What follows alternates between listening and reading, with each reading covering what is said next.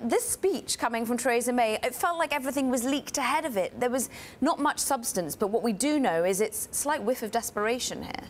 Well, you can see that, or you can see it as an attempt to push Labour off balance. So Theresa May speaking today about the gig economy, about worker rights and regulations, and the message, part of that was that opposition lawmakers should come up with their own suggestions for improved ways. Now, the desperate angle that was taken by the Labour Party yesterday said, well, she's out of ideas. If she's asking for others for advice, this is a real change from the pre-election kind of dominance that Theresa May had. And on the flip side, though, on Brexit particularly, there's this argument that the Labour Party are yet to kind of fully form a position, in part because they don't have to, in part because they're the opposition and they want to kind of remain, keep some of the powder dry. But Theresa May again trying to nudge them into making commitments that might come back to haunt them later.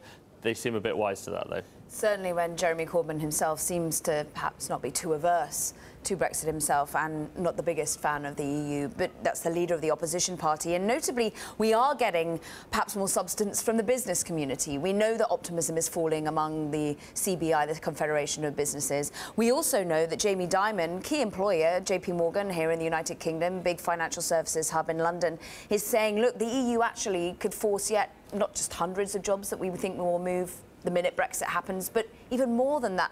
How much are businesses trying to lean on Theresa May and indeed the government in general surrounding the uncertainty?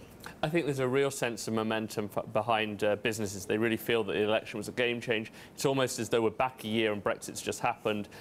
We saw this meeting on Friday with the Brexit Secretary David Davis. We saw Jamie Dimon today. Dimon, of course, has been pretty much the most outspoken of the big American bank CEOs in discussing Brexit. But they do sense this moment has come for them to finally perhaps be able to shape Brexit to make it more business-friendly, make it more bank-friendly. Certainly they seem to have Philip Hammond, the Chancellor of the Exchequer, someone who's willing to listen to them. The question is Theresa May willing to listen to them? For now, she's got to deal with things like citizens' rights, the Brexit bill. So they have some time to try and shape their agenda in the hope that when we get to the trade deal, Theresa May takes their thoughts on board.